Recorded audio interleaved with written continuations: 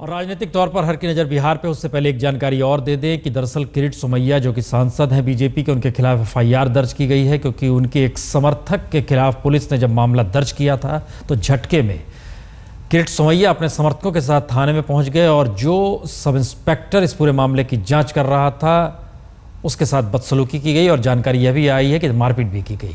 बहरहाल मसला बिहार का है। बिहार का सेमीफाइनल इसलिए माना जा रहा है क्योंकि 10 सीट पर उपचुनाव हो रहे हैं और अब 8 बजे हैं तो वहां से काउंटिंग शुरू हो गई है। हमारे संवाददाता वहां पर मौजूद हैं, सुजीत झा और अभिषेक। दिल्ली में मौसमी सिंह मौजूद है, लेकिन लालू प्रसाद यादव कल शाम तबीयत बिगड़ने के बाद मुंबई रवाना हो गए हैं। शायद हार्ट का चेकअप कराने के लिए मुंबई गए हैं। लेकिन जो जानकारी है उसमें बिहार में चाहे जनता दल यूनाइटेड का दफ्तर हो, चाहे आरजेडी का दफ्तर हो, चाहे बीजेपी का दफ्तर हो, हर तरफ खामोशी पसरी हुई है। खामोशी का मतलब यह है कि हर कोई इस बात को मापना चाह रहा है कि जो उत्साह उल्लास लोकसभा चुनाव के दौरान था और जो जीत में सुपड़ा साफ हो गया 2 दशक से चल रही राजनीति का, जो कि जातीय समीकरण के आधार पर बंधी हुई थी और उसमें मोदी लहर जिस तरीके से हावी हुई, क्या वो अब भी जारी है या फिर वो भ्रम टूट गया या फिर वो भ्रम नहीं था बल्कि राज्य की जरूरत कुछ और होती है। ये सारी परिस्थितियों पर बातचीत करने के लिए हमारे साथ वरिष्ठ पत्रकार और रंजन जी भी जुड़ चुके हैं। अरुण जी, इंतजार हर कोई कर रहा है, हम संवाददाताओं के पास चले, लेकिन सबसे पहले आपसे जानना चाहेंगे कि हम लोग जिक्र जिस दिन वोट डाले जा रहे थे उस दिन भी कर रहे थे और जिक्र इस बात को लेकर आप ही ने निकाला था कि कम वोटिंग का मतलब बड़ा खतरनाक है और ये खतरे की घंटी है हर दल के लिए। क्या ये खतरे की घंटी ही हमें नजर आ रही है कि हर राजनीतिक दल खामोश है, चुपचाप है, देख रहा है? नहीं, ये तो देखिए, ये चुनाव लोकसभा चुनाव के बैकड्रॉप में हो रहा है जहाँ की बहुत ज़्यादा टेम्पटेशन था। तो लोगों का नहीं आना, वोट में नहीं जाना, उसको अगर रेखांकित किया जाए तो ऐसा लगता है कि लालू नीतीश का जो साथ है उसने लोगों को उत्साह या उत्तेजना नहीं दी या आशा नहीं दी। मोदी इस चुनाव में बिहार से बिल्कुल एब्सेंट रहे। बीजेपी के जो लोकल नेता हैं उन्होंने अपनी सीमा भर कोशिश की, यानी उनकी अपनी सीमा है। महिलाएं कम दिखी, यूथ कम दिखे, मुसलमान कम दिखे। आते हैं ये लोग, थोक में वोटिंग करने आते हैं। हम लोगों ने उस दिन एक बूथ देखा, एक मॉडल बूथ, जहां 6 कतारों में लोगों को वोट देना था। एक खास समय 2-3 घंटे के बाद जब भीड़ बढ़ती है बिल्कुल खाली दिखाया जा रहा था। तो ये कहीं ना कहीं ये तो इसमें एक वोटरों ने उस उत्साह से इस चीज़ को नहीं लिया। अब उसके दूसरे तर्क भी दे सकते हैं कि इस चुनाव में सरकार बनना नहीं था, आमतौर से उपचुनावों में इसी ढंग से होता है, ये भी कहने वाले लोग हैं।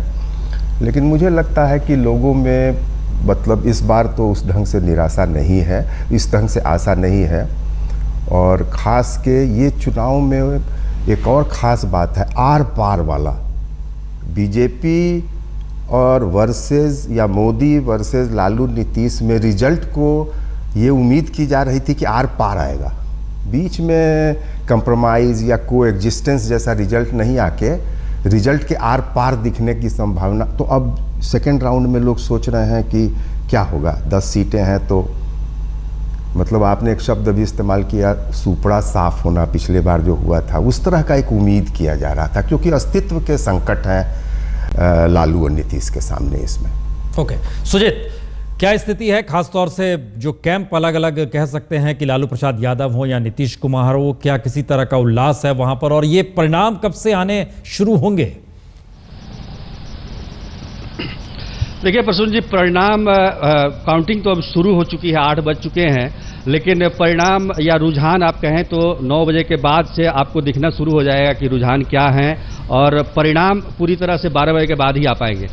अभी मैं जनता दल यू के दफ्तर पे हूं और जनता दल यू जो कि सत्तारूढ़ पार्टी है और एक महागठबंधन बनाकर इसने चुनाव लड़ा है, लेकिन यहाँ कोई उत्साह अभी नहीं दिख रहा है। उत्साह क्या कहें, कोई एक व्यक्ति नहीं दिख रहा है, कोई कार्यकर्ता यहाँ पर अभी मौजूद नहीं है। हालांकि अभी काफ़ी शुरुआत है। लोग देख रहे हैं कि आखिर रुझान किस तरफ आ रहा है, क्योंकि ये काफ़ी महत्वपूर्ण चुनाव है और नया प्रयोग भी है महागठबंधन का बीजेपी के खिलाफ गोलबंद होने का। इससे पूरे देश में एक संदेश भी जाएगा। ये सारी चीज़ें चीजों को लोग अपने घरों से देखना चाह रहे हैं और हो सकता है कि रुझान आने के बाद अगर आगे कुछ इस तरह का पॉजिटिव कुछ चीजें सामने आती हैं तो यहाँ पर आपको भीड़ भी दिखेगी, लेकिन फिलहाल बिल्कुल सन्नाटा है। एक भी कार्यकर्ता यहाँ पर मौजूद नहीं है। प्रसून जी, क्या कुमार अभिषेक, आप बीजेपी के दफ्तर के बाहर हैं, वहां भी कोई नहीं, कोई चाय पिलाने वाला तक नहीं क्या? बिल्कुल प्रसून जी, हालत वही है जबकि काउंटिंग शुरू हो चुका है लगभग। बीजेपी के दफ्तर के बाहर के हालात वही हैं जस के तस हैं। एक भी कार्यकर्ता अभी तक इस दफ्तर में नहीं पहुंचा है। अभी से महज कुछ देर पहले दफ्तर का ताला खुला है, लेकिन ये जस्ट कह सकते हैं ठीक विपरीत स्थिति है जब हम लोगों ने पार्लियामेंट का चुनाव के दिन का जो मतदान काउंटिंग का जो दिन अभिषेक, आप जरा माहौल था कैमरे, अभिषेक जरा कैमरे से पूरा इलाका खुलवाइए, हम स्क्रीन पे आपके पूरे इलाके को देखना चाहते हैं कि बीजेपी दफ्तर का पटना में 8 बजे क्या हाल है। उसके बाद सुजीत आपके पास भी आएंगे, जरा उस पूरे इलाके को देखना चाहते हैं। अभिषेक, आप जरा कैमरे घुमाइए और हम स्क्रीन पे पूरा क्या दिखला रहे हैं, क्या स्थिति है, और जरा बताइए भी क्या स्थिति है बीजेपी दफ्तर के बाहर। मैं अपने कैमरामैन को कहूंगा कि वो जरा दिखाएं क्या स्थिति है इस वक्त बीजेपी दफ्तर का। बीजेपी दफ्तर में अभी तक कोई नहीं आया है।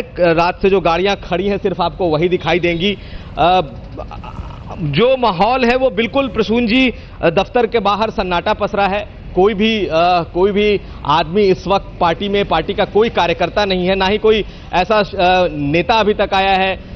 हम लोग कुछ पत्रकार हैं जो कि अंदर और बाहर घूम रहे हैं, बाकी कोई नहीं दिखाई दे रहा। देखिए, हर कोई इसका इंतजार कर रहा है कि रुझान क्या आता है, और रुझान के बाद ही या तो यहां रौनक या मातम, दो में से कोई एक चीज दिखाई देगा। और जिसके लिए मुझे लगता है कि 9 साढ़े 9 के आसपास का जो वक्त होगा, उस वक्त पार्टी दफ्तर के बाहर की जो हलचल है वो हमें दिखाई दे पाएगी। लेकिन सबकी नजरें जरूर टिकी हुई हैं कि आखिर इस नए प्रयोग का होता क्या है, क्योंकि पहली बार ये नया प्रयोग हो रहा है इतने सालों के बाद, और सब लोग फिलहाल अपने घरों से इस रुझान को देख रहे हैं। और कुछ देर के बाद प्रसून जी ये जरूर पार्टियों के जो दफ्तर हैं ये बताएंगे कि आखिर किस ओर जा रहा है लोगों का रुझान। सुजीत, आप जरा कैमरे को खुलवाइए और दिखाइए क्या स्थिति है, क्योंकि एक शब्द का प्रयोग इन्होंने भी कर दिया, खुशी या मातम की स्थिति आएगी। संयोग से हर पॉलिटिकल पार्टी का दफ्तर इसी सड़क पे है जिस सड़क पे आप दोनों खड़े हैं, लेकिन जरा खुलवाइए और दिखाइए क्या स्थिति है दफ्तर की जनता दल यूनाइटेड, सत्ताधारी दल। बिल्कुल, मैं कैमरामैन से कहूंगा कि जरा दफ्तर दिखाएं। ये जनता दल यू का पटना का जो दफ्तर है वो बिल्कुल सन्नाटे से भरा हुआ है, एक भी कार्यकर्ता नहीं है। कुछ लोग इसमें रहते हैं जो कि यहीं पर उनका निवास भी है, वो दिख रहे हैं। बाकी अध्यक्ष का जो कमरा है वो बंद है, एक भी कार्यकर्ता यहाँ पे नहीं है, क्योंकि 8 बजे से काउंटिंग शुरू हो चुकी है। और उसके बाद भी एक जिस तरह का गठबंधन बना है प्रसून जी, महागठबंधन है ये, बीजेपी वर्सेज ऑल, तो उसको देखते हुए एक उत्साह होना चाहिए जिस तरीके का, वो हमें कहीं नहीं दिखाई दे रहा है। हालांकि जो रिपोर्ट्स आ रही है, ग्राउंड रिपोर्ट, उसमें ये जरूर बताया जा रहा है कि महागठबंधन जो है वो उसकी स्थिति लोकसभा चुनाव से काफी बेहतर रहेगी। लेकिन कितनी बेहतर रहेगी, क्योंकि लोकसभा चुनाव में काफी खराब स्थिति थी, लेकिन इस बार लग रहा है कि कुछ बेहतर स्थिति होगी। और कुछ समय में ये सामने स्पष्ट भी हो जाएगा कि कितने सीटों पर आगे है महागठबंधन। यहां से थोड़ी चंद कदमों की दूरी पर आरजेडी का दफ्तर है। आरजेडी का दफ्तर की हालत यह है कि वो अभी मेन गेट ही नहीं खुला हुआ है, पूरा गेट बंद है। तो अंदाजा लगा सकते हैं कि लोग जो है वो कार्यकर्ता जो है महागठबंधन को वो देखना चाहते हैं जी, कि पहले देखना परखना चाहते हैं कि आखिर जनता किस तरफ जा रही है, उसके बाद वो अपनी रणनीति तय करेंगे। तो अच्छी स्थिति आएगी तो आएंगे, नहीं आएगी तो घर में रहेंगे। सुजीत, आपके पीछे तो गाड़ी भी ठेलनी पड़ रही है जनता दल यूनाइटेड के दफ्तर से, जो गाड़ी एम्बेसडर निकल रही है, तो स्थिति इतनी खराब है? बिल्कुल बिल्कुल, मैं यही कहने वाला था प्रसून जी, ये गाड़ी और ये जो महागठबंधन के होने के बावजूद भी ठेलनी पड़ रही है, ये कुछ ठीक संकेत नहीं दिख रहे हैं मुझे। लेकिन इंतजार कीजिए, थोड़ी देर में ये सारा सामने आ जाएगा कि क्या स्थिति है इस चुनाव में महागठबंधन की, जनता दल यू की। जो आप दोनों हमारे साथ बने रहेंगे अरुण रंजन जी। ये जो एक स्थिति नजर आ रही है कि एक सन्नाटा है, क्योंकि बिहार तो बड़ा धड़कता है चुनाव को लेकर और बड़े उत्साह उल्लास रहता है, इस खामोशी का मतलब क्या है? नहीं, खामोशी का मतलब अभी हम लोगों ने कहा कि मातम या खुशी, हाँ, वो अभी खुलेगा। हाँ, लेकिन उसके अलावा जो है उसमें ध्यान देने की बात है आत्मविश्वास। रिजल्ट के पहले कार्यकर्ताओं और नेताओं के चेहरे पे क्या विश्वास है, आत्मविश्वास कहाँ है? वो जब नेता लोग आएंगे तो कुछ अंदाज लगेगा। वैसे तो रूटीन में कहा जाता है कि मुझे इतना आएगा, मुझे इतना आएगा। नहीं, ये एक स्टेक पर है क्योंकि लोगों की मानसिकता पिछले 2 दशकों से जातीय समीकरण में उलझी रही, ये एक सच है। तो क्या ये वाकई एक ऐसे दौर में आके बिहार की राजनीति खड़ी हो गई है जहां पर खुशी और मातम से आगे नेताओं की पूरी राजनीति या तो खत्म होने वाली है या कुछ नया शुरू होने वाला है, या कमोवेश रहेगा, नहीं सब चीजें चलेंगी? क्या स्थिति बनने वाली है? इसको थोड़ा डिटेल में डिस्कस करना चाहिए, क्योंकि आपने जो बात कही उसके अंदर धड़क रहा है नई राजनीति की आहट। ये शायद इस पूरे चुनाव का कोई आउटकम निकले और फिर कोई रास्ता आए। पहली बात यह है कि इस चुनाव में पिछड़ा नेतृत्व, यूनाइटेड पिछड़ा नेतृत्व जो है वो दांव पे है। दूसरा, लोकसभा चुनाव और इस चुनाव के बीच में हम लोगों ने देखा है कि अल्पसंख्यक मत ठिठका हुआ है, असमंजस में है, थोड़ा आइसोलेटेड है, थोड़ा डिफेंसिव है, उस तरह से एग्रेसिवनेस के साथ नहीं आ रहा है। अब को रिलेशन देखिए, हिंदी पट्टी में पिछड़ी जातियाँ और अल्पसंख्यक वोट का कॉम्बिनेशन ही राजनीति है। माई, लालू का माई समीकरण, मुस्लिम यादव समीकरण, तो ये एक कहीं ना कहीं ये दोनों 2 जगह शून्य है। जहाँ पिछड़ा राजनीति है, बहुत व्यापक रहा है, अब सिकुड़ रहा है, और जहाँ पर अल्पसंख्यक राजनीति है। अल्पसंख्यक राजनीति को तो कांग्रेस ने 60 साल से अपनी राजनीति का कैटलिस्ट बनाया, बाद में लालू मुलायम ने अपनी राजनीति के उत्प्रेरक के रूप में इस्तेमाल किया। वो एक किनारे है, और साईं विरोध एक तरफ आप देख रहे हैं, दूसरी तरफ। एक मिनट सुजीत, आप हमारे साथ जुड़े हुए हैं? सुजीत, हमारी आवाज आ रही है? जी प्रसून जी। हाँ सुजीत, एक सवाल हर जहन में होगा, चूंकि अल्पसंख्यकों का जिक्र हो रहा है, बहुत साफ कहे तो मुस्लिमों का जिक्र हो रहा है, और ये माना गया है कि मुस्लिम अगर एग्रेसिव हो रहा है तो उसके काउंटर में कहीं ना कहीं किसी ना किसी रूप में बीजेपी के अनुकूल स्थितियां बन रही है, जिसका एक एनालिसिस देश भर में हो रहा है। बिहार में इस चुनाव में मुस्लिम खामोशी के साथ एकजुट हुआ है या वह बिखरा हुआ है, उसमें एक निराशा है और वो देख रहा है नई परिस्थिति को? क्या स्थिति है मुस्लिमों के बीच इस चुनाव को लेकर, या क्या रही? देखिए प्रसून जी, जो चुनाव हुए हैं और जिस तरीके का देखने में आया, जिस तरह के मतदाताओं का जो रुझान था, उसमें अगर देखा जाए तो वोट प्रतिशत काफ़ी कम रहा। लेकिन मुस्लिम इलाकों में खासतौर पर देखा गया है कि काफ़ी संख्या में मुस्लिमों ने वोट डाला। हालांकि लोकसभा चुनाव में भी ये देखने को मिला था, लेकिन इस बार अंतर ये है कि वोटों का बंटवारा नहीं है, डिवीजन नहीं है उसमें। पहले जेडीयू, लोकसभा में जेडीयू, आरजेडी, इन सबों या कांग्रेस तीनों में बट रहे थे वोट, लेकिन इस बार जो है एक मुश्त वोट जो है वो महागठबंधन को गया है, इसमें कोई दो राय नहीं है। लेकिन सबसे बड़ा सवाल ये है कि अगर मुस्लिम गोलबंद हो रहे हैं तो दूसरे जो लोग हैं वो भी गोलबंद होते हैं। आपको नरकटियागंज का उदाहरण दें, नरकटियागंज में सबसे ज़्यादा वोट पड़े हैं, 60% से ऊपर, जब लगभग लोकसभा चुनाव के जितने वोट थे उतने वोट पड़े हैं। उसके पीछे भी वजह यही है, पोलराइजेशन। और लेकिन बाकी जगह पर यह देखने को नहीं मिला। भागलपुर में काफ़ी कम प्रतिशत रहा, 38% मात्र रहा है।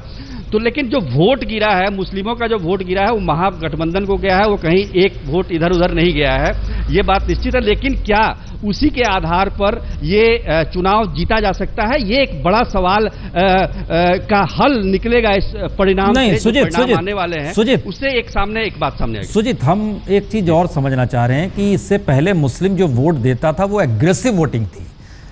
इस बार ये कहा गया कि जो खबरें आई, जो रिपोर्ट अखबारों में आई, उसमें आया कि वोट छितराया हुआ था, यानी सुबह से लेकर शाम तक इस मैसेज के साथ मुस्लिम वोट दे रहा था कि ये मैसेज ना जाए कि वो एकजुट है, एकमुश्त है और बहुत एग्रेसिवली वोटिंग कर रहा है, जिससे कि आप पोलराइजेशन का बात कर रहे हैं वो हो जाए। उसको बचने के लिए उसने इस तरीके से किया। ये वाकई है स्थिति क्या ग्राउंड में? बिल्कुल बिल्कुल प्रसून जी, ये जो बात आप कह रहे हैं वो उसमें कहीं ना कहीं सच्चाई जरूर है। और हालांकि आप अगर मुस्लिम अगर वोट दे रहे हैं तो वो प्रत्यक्ष रूप से दिखता भी है, उसमें कोई ये नहीं है, लेकिन एक उनके जहन में भी ये बात आती है कि अगर हम पोलराइज होते हैं तो दूसरा पक्ष भी पोलराइज हो सकता है, और निश्चित तौर पर जो संख्या बल है वो दूसरे पक्ष की ज़्यादा है। तो ये रणनीति अपनाने की कोशिश जरूर हुई थी कि इसमें जो पोलराइजेशन ना हो, लेकिन लोकसभा का चुनाव की जहां तक बात है उसमें नरेंद्र मोदी नेता थे। नरेंद्र मोदी का एक अलग ऑरा है और अलग उनका जो उनकी विचारधारा है, और उसको लेकर जो एक पोलराइजेशन हुआ वो चीजें इस चुनाव में देखने को नहीं मिली है। यही कारण है कि वोटों का प्रतिशत काफी कम रहा। वैसे भी ये उपचुनाव है, और सबसे बड़ी बात कि बीजेपी में कोई उस तरीके का जो बिहार का नेता हो वो उस तरह की छवि नहीं है। तो जो पोलराइजेशन की बात आप कर रहे हैं,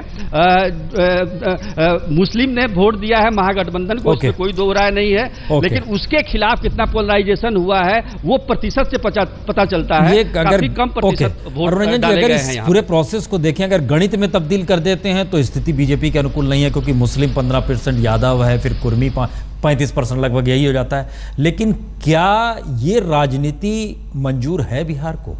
सवाल सबसे बड़ा यही आकर किया है।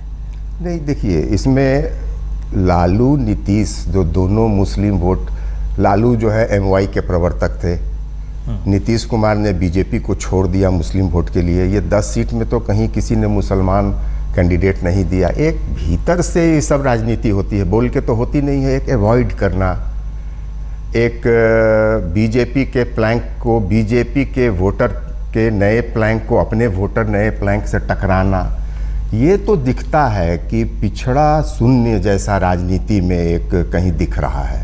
यह भी दिखता है नेपथ्य में कि अल्पसंख्यक शून्य जैसा दिख रहा है। अगर सचमुच हिंदी पट्टी में 2 शून्य पैदा हो रहे हैं, शून्य से मतलब मेरा खालीपन है, तो कहीं ना कहीं एक नई राजनीति की शुरुआत होगी कि लालू और नीतीश जैसे पॉलिटिशियन को जात से ऊपर और आरक्षण से आगे की राजनीति ढूंढना पड़ेगा। हम इस पे जरा आपत्ति भी और इस पे हम चर्चा भी करेंगे कि क्या जातीय राजनीति करने वाले नायक नई राजनीति करने की सोच सकते हैं, या उनको नई राजनीति को लेकर मान्यता वोटर देने की स्थिति में रहेगा। 10 सीटों पर बिहार में जो उपचुनाव हुए हैं वहां पर काउंटिंग शुरू हो गई है। हाजीपुर, छपरा, मोहिउद्दीननगर, परबट्टा, नरकटियागंज, जाले, मोहनिया, भागलपुर, बांका, राजनगर, ये 10 सीट है जिसमें से 6 सीट जो थी बीजेपी के पास थी, और बाकी 4 सीट आरजेडी और जेडीयू के पास हुआ करती थी। लेकिन हर के केंद्र में कहीं ना कहीं बीजेपी रही, क्योंकि कुछ छोड़कर बीजेपी में चले गए, कुछ जेडीयू में चले गए। ये सारी स्थितियां बनी है, आरजेडी छोड़कर जेडीयू में चले गए। इन सारी स्थितियों के बीच लोकसभा चुनाव की जीत और लोकसभा चुनाव के दौर की स्थिति अब महत्वपूर्ण हो रही है।